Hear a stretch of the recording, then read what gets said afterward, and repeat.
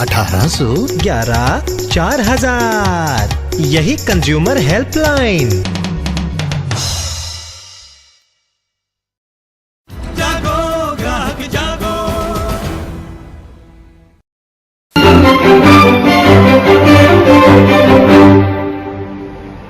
Our people first tonight. Who says veggies are part of a healthy diet? Well, there's yet another study now that's finding banned harmful pesticides in practically every fresh vegetable you're buying.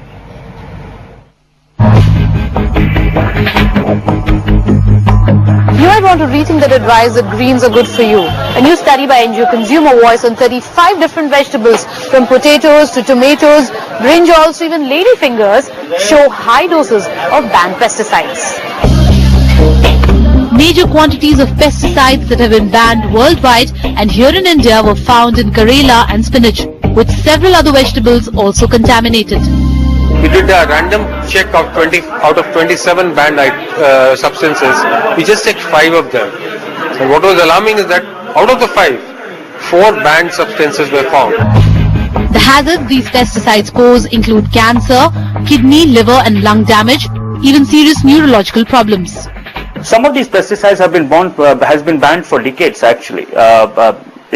Parathion, if I remember correctly, was banned somewhere in 1990s. So this means that there is a still huge amount of these pesticides in the black market, which is being provided to the farmers, and they are using it.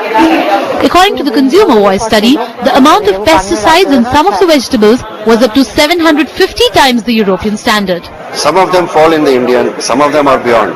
But even the Indian levels are so high. For example, in ladyfinger, bindi, the European limit is 20 and the Indian limit is 15,000. Poor regulation unfortunately leaves consumers with little option. Experts advise the best you can do is to make sure to wash your vegetables very carefully and make sure they're well cooked. In New Delhi, Shalini. Right, Mr. Prof.S.R.Khanna from Consumer Voice, the man you heard in that report and who's behind the study, now joins us here from Delhi. Mr. Khanna, thanks very much for joining us. It isn't the first time that we've heard such a report and mention of pesticides in almost every other fresh vegetable that we buy. Yet somehow it appears that the standards when it comes to pesticides and banning of certain pesticides in India are so different from, say, European countries. See, what Mr. Ghulam Nabi Azad's ministry and its subordinate bodies are doing is saying everybody has passed the test, and you lower the pass percentage from 40% to 10%. Everybody will.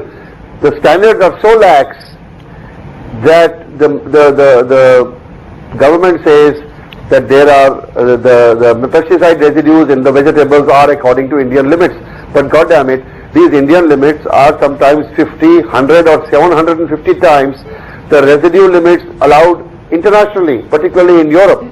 Now we are not saying that we want European standards. We are saying that Government of India is a member of the Codex Alimentarius Commission, which sets global standards on pesticide residues. Indian government has been participating in the Codex delegations and is a party to the decisions of the Codex. Why can't Mr. Ghulam Nabi Azad's ministry ensure that Codex standards are imposed on Indian limits, MRR limits, which are way out of line? And that is the only way we can protect the health of the Indian consumer. Well, insisting on international standards is one thing, Mr. Khanna, but this isn't the first study we've seen. We've seen studies on fruits as well. We've seen studies on water. We've seen studies on Coke and Pepsi. We've seen studies on honey. What it basically boils down to is Indian soil has a lot of pesticide in it. Do you think that is a problem that can be addressed given the widespread use of pesticides? See, this pesticides does not come into the vegetables and fruits through the soil. It comes by spraying pesticides while the crop is maturing in the fields, whether they are trees or whether they are plants. The indiscriminate and overuse of pesticides leaves, while it is targeted at the pests, but the quantity is used and the agrarian practices which are being promoted by the Ministry of Agriculture and their extension services are such that they leave heavy doses of pesticides on top of the fruits and the plants ingest these pesticides into their body, and that shows up in the vegetables and fruits. So when the Right. fruits and the vegetables are cut from the plants and they come to the mandis and our neighborhood vegetable seller, and we buy it and bring it to our kitchen, it's not that it is on the surface that you can wash it and it's all right. No, it's inside the composition of the vegetable. So apart from good washing, you need very good cooking to reduce the toxic elements.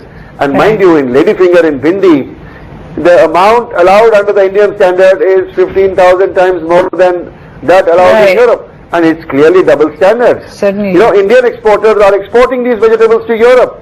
For European consignments, they make sure that the pesticide limits are according to European standards.